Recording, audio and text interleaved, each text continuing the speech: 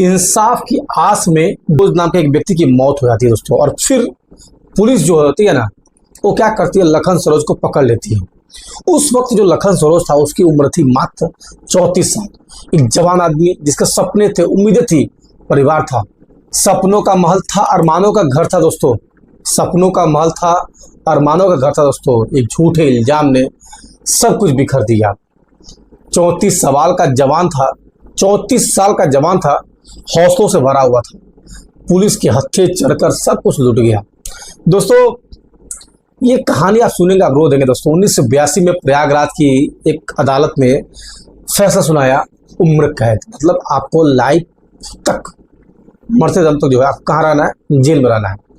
लखन और उसके 3 साथियों को उम्र कैद के फैसले सुनाए गए कि आप जो है अब जो है उम्र कैद काटिए।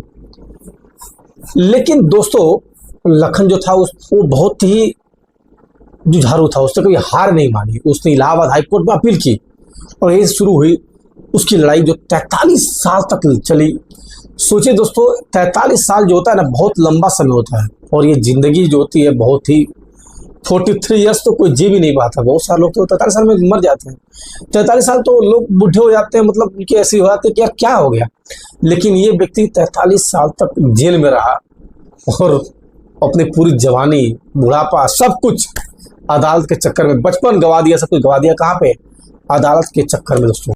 देख लो भाई। दोस्तों अब आती है इस कहानी का सबसे दुखद हिस्सा दोस्तों।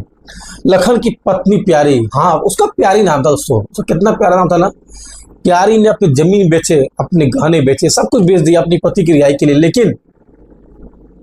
लेकिन दोस्तों क्या, इंतजार में बीती सारी उम्र प्यारी की, इंतजार में बीती सारी उम्र प्यारी की, पति की आज़ादी का सपना अधूरा रह गया। पति की आज़ादी का सपना अधूरा रह गया। आंखें बंद हुई तो भी उम्मीद जिंदा थी, लेकिन वो दिन देखना नसीब नहीं हुआ दोस्तों। प्यारी अपने पति की रिहाई देखे बिना ही इस दुनिया से चली गई दोस्तों। सोचिए कि जो उसकी बीवी थी उसने सब कुछ, अपना सब कुछ न्यौछावर कर दिया कि मेरा पति जो है बरी हो जाए, वो जो है निर्दोष है। और सबसे दुखद बात दोस्तों है कि लखन के जो बेटे थे ना, सूरज बली नाम था उसका, उसने जो है अपने बाप की कोई मदद नहीं की। लखन जब कोर्ट से बाहर निकलते हैं तो खुद कहते हैं कि मेरे बेटे ने मेरी रिहाई के लिए कोई कोशिश ही नहीं की, उसने ट्राई ही नहीं किया कि मैं बाहर निकलूं। बेटा तो चलो धोखा दे दिया, बेटे ने जो है कुछ नहीं किया दोस्तों। लेकिन उसकी बेटियों ने जो थी ना, वो हिम्मत नहीं हारी दोस्तों। उसकी बेटियों ने वकील रखा, पैसे जुटाए और अपने बाप की लड़ाई लड़ती रही दोस्तों, लड़ती रही। और जो कहानी सुना रहा हूं ना, उसमें कहीं ना कहीं उसकी बेटियों की बहुत बड़ी हिम्मत समझिए। और ये बेटियां थी जो आज इस संसार में इस कहानी का साक्षी बनी दोस्तों। उसकी चौथी बेटी जो आशा है, वो कहती है कि हमारी लड़ाई जो थी वो जंग से पहले शुरू हुई थी। सोचो दोस्तों कि जब बेटा जन्म हुआ था उसकी पहले कहानी शुरू हो गई थी इसकी, लखन की। और 1982 से 2015 तक, ये थोड़ा कहानी आपको बताऊंगा मैं। उसमें ऐसा हुआ कि 1982 से लेकर के 2015 तक जो है, ये जो लखन था वो 33 साल तक जमानत में बाहर रहा। और अपनी कुछ गलतियों की वजह से दोस्तों वो जो है 2015 फिर गिरफ्तार हो गया। वो भी बताऊंगा आपको गिरफ्तार क्यों हुआ। छोटी छोटी गलतियां होती है दोस्तों कभी कभी जो है।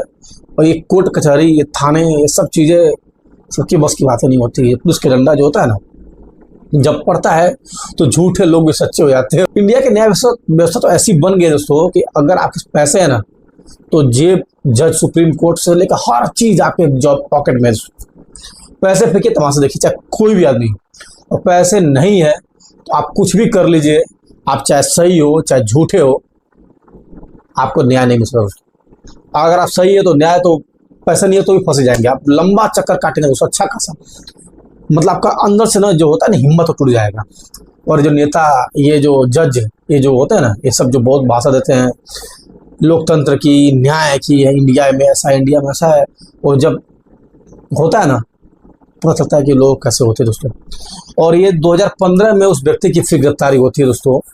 और वो बंदा 2015 से लेकर 2025 तक जेल में रहता है।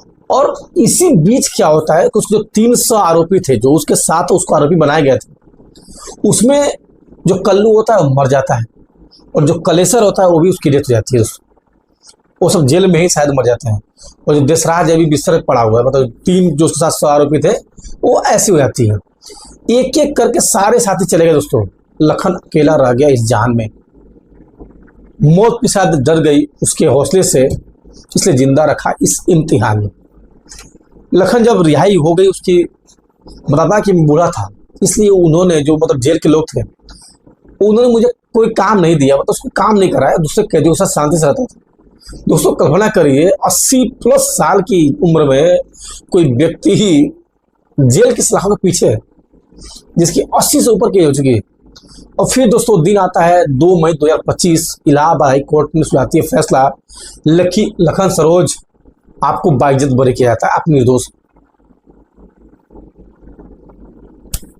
कोर्ट कहती है कि गवाहों की जो गवाहियां है उसमें विसंगतियां हैं, वो मतलब उसमें खामियां हैं, दोष साबित करने के लिए उनके पास पर्याप्त सबूत ही नहीं है।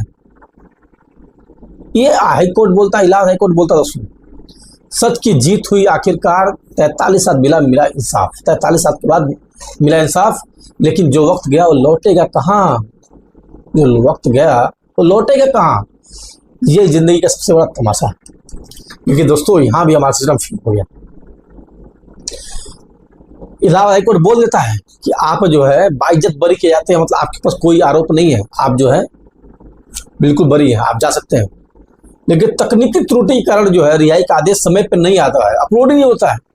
लखन बेचारा 20 दिन, अगर ये जो सुप्रीम कोर्ट के जज हैं, हाई कोर्ट के जज हैं, चाहे जिला के जज हैं, इनको अगर मैं बोल दूं आप जो एक दिन जेल में काट लीजिए, जैसे आम आदमी को जेल में रहता है, इनकी सारी हेकड़ी भूल जाए दोस्तों, इनको पता चलेगा जेल क्या होती है, समझे। और इनकी गलती की वजह से, तकनीक त्रुटि की वजह से किसी व्यक्ति का 20 दिन उस जेल में रहता है। मैं तो बोलता हूं कि ये जितने जज वगैरह हैं जिन्होंने इसमें गलती किया, उन सब लोगों को आकर के माफी मांगना चाहिए इस बंदे से कि भाई माफ कर दो हमको, हमारी न्याय व्यवस्था ही ऐसी है, हमारा काम ही ऐसा है, हम मजे मारते हैं और आप लोग जो है ना पूछते रहिए दोस्तों न्याय के लिए। और बेचारा लखन जो है ना दोस्तों 20 दिन और जेल में सड़ता रहा। अरे इतने साल काटे तो उसको 20 दिन और क्या लगेगा दोस्तों, लेकिन सोचिए 20 दिन कम नहीं होते हैं। 43 साल के बाद भी 20 दिन की देरी। आज लखन सरोज 104 साल का है, उसके पैरों में दर्द रहता है और बिना किसी सहारे के चल नहीं सकता दोस्तों, और वो अभी अपनी बेटी के घर में रह रहा है। गजब हाल है। उसकी बेटी जो आशा है वो कहती है कि 43 साल का कलम तो छोड़ गया है, हट गया है, अब वो संतुष्ट है, लेकिन शांति से इस दुनिया को छोड़ सकता है। लेकिन क्या है दोस्तों, जिंदगी के आखिरी पड़ाव पर मिली आजादी, लेकिन अब न ताकत न जवानी, सच्चाई की जीत हुई लेकिन देर से। यही है हमारे सिस्टम की कहानी दोस्तों। लखन की जो कहानी है ना, सिर्फ एक व्यक्ति की कहानी नहीं है, ये हमारे पूरे सिस्टम की कहानी है। आंकड़े ऐसे जो सोचते हुए मजबूर कर देते हैं, पता नहीं कितने ऐसे लोग होंगे जो लखन की तरह होंगे जेल में, जो गलती नहीं किए होंगे, फंसे हुए होंगे। भारत में 4.5 करोड़ से ज्यादा केस पेंडिंग है और जज जो है ना कोई मतलब नहीं। और ऐसे ऐसे केस है ना जो मतलब आप चाहे तो गली मोहल्ले केस में ये लोग चाहे तो आराम से बैठ के मैटर सुलझा सकते हैं, आप सुलह भी हो सकती है दोस्तों, लेकिन नहीं, वकील को पैसे कमाना है, जज को भी पैसे कमाना है। बहुत सारे फास्ट ट्रैक कोर्ट नहीं खुले हुए हैं, बहुत सारी चीजें ऐसी होती है दोस्तों जो नहीं होती नहीं है।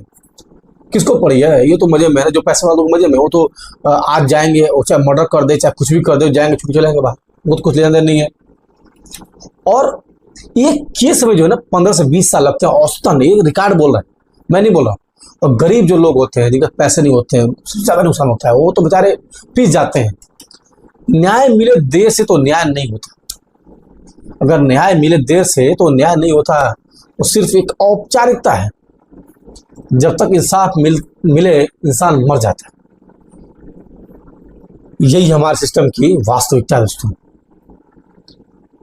आप भी सोच रहे होंगे कहानी सुन करके ये क्या लग रहा है आपको। कि दोस्तों एक अच्छी बात यह है कि district legal services authority DLSA ने लखन की मदद की। ये दिखाता कि अगर हम चाहें तो सिस्टम को बेहतर बना सकते हैं। लेकिन दोस्तों लखन सरोज की कहानी में सिखाती है कि जो कानूनी जागरूकता है, अवेयरनेस है, वो जरूरी होनी चाहिए। बहुत सारे लोग तो पता ही नहीं होता कि इंडिया में कि हम गिरफ्तार हो जाए तो हमें क्या करना चाहिए, हम गिरफ्तार हो जाए तो हमारे पास क्या क्या मतलब सुविधा है पुलिस के द्वारा या सिस्टम के द्वारा सुविधा है। पुलिस पकड़ ले जाती है, पुलिस को लगता है कि भैया ये बहुत बड़ा वो हो गया, पुलिस को रखा गया है कि आप जो है जो लोग गलत हैं उनके बारे में कीजिए। देखिए कभी कभी कुछ चीजें ऐसी हो जाती है कि अच्छे लोग भी उससे फंस जाते हैं उसको। मैं तो बोलता हूं कि न्याय व्यवस्था में सुधार होना चाहिए, और जो गरीब लोग हैं उनके लिए एक ऐसा कानून बनना चाहिए दोस्तों कि उनको फ्री में कानून सहायता मिलना चाहिए। जितने भी गरीब लोग हैं जिनके पास जो है पैसे नहीं होते हैं अपनी वकील को देने के लिए, क्योंकि वकील तो भाई बैठे हुए हैं, हर सुनवाई के लिए पैसे चाहिए। आप अगर हाई कोर्ट में अपील करते हैं तो लाखों रुपए देने पड़ते दोस्तों। और एक आदमी जो दिन दहाड़ी मजदूर है, जिसके पास खाने के डेली के पैसे नहीं आता, उसके फंस गया गलती से, तो लाखों रुपए कहाँ से लेके आएगा भाई? मोदी जी लाकर देंगे कि योगी जी लाकर देंगे कि अखिलेश यादव लेंगे? कौन लाकर देगा? आप सोचिए, दिल्ली में अगर मुख्यमंत्री कुछ होता है, या यूपी में किसी मुख्यमंत्री को होता है, या किसी नेता को होता है, विधायक सांसद को, तो 50 वकील पड़े हुए हैं फ्री में लड़ने के लिए। उनकी पूरी लॉबी बनी बैठी हुई है दोस्तों। उनको बोलना नहीं पड़ता कि भैया आओ लड़ो, खुद आ जाते हैं, भाई चलो हम आपके लड़ेंगे। और सुप्रीम कोर्ट सुनता है, हाईकोर्ट भी सुनता है, लेकिन आपका हमारा सुनने वाला कौन दोस्तों? तो मैं बोलता हूं कि जितने गरीब लोग हैं, अगर रियली में इन नेताओं को लगता है, इन सुप्रीम कोर्ट के जजों को, इन हाई कोर्ट के जजों को लगता है कि भैया हमें इंप्रूवमेंट करना चाहिए, तो बनाओ ना कैसा कानून, पास करो ऑर्डिनेंस एक्ट में। भैया जो भी गरीब लोग अगर फंसते हैं उनको मुफ्त कानून सहायता देंगे। और साथ में फास्ट ट्रैक कोर्ट भी रखो भाई, रात तो खोलो। क्या करना है? किसी बंदे की जिंदगी से ज्यादा आपकी जरूरी है? हर लखन सरोज की आवाज बनना होगा, इस सिस्टम को बदलना होगा। न्याय सिर्फ अमीरों का ही नहीं है, गरीबों का भी हक है, ये दिखाना होगा दोस्तों। अगर आपको लगता है कि ऐसी सच्ची कहानियां, ऐसी बातें लोगों तक पहुंचनी चाहिए, तो प्लीज सब्सक्राइब करिए, ताकि ऐसी बातें, ऐसे समाचार, ऐसी चीजें मैं आप तक लाता रहूं। लाइक करिए अगर कहानी आपके दिल को छू गई हो तो। और दोस्तों साथ में शेयर भी कीजिए, ताकि और लोग जान सके इस लखन की कहानी। क्योंकि लखन सरोज जो है ना, बहुत ही अच्छे तरीके से फंसा था दोस्तों। और कमेंट करिए, बताइए आप क्या सोचते हैं इस कहानी के बारे में। दोस्तों लखन सरोज की कहानी खत्म नहीं हुई, अभी बाकी है, सवाल अभी बाकी है दोस्तों। क्या 43 साल के बाद जो न्याय मिला है वो वाकई न्याय है? आपको लगता है? कितने और लखन सरोज हमारे जेलों में बंद है दोस्तों? कितने लखन सरोज? कौन देखने जाएगा इसको?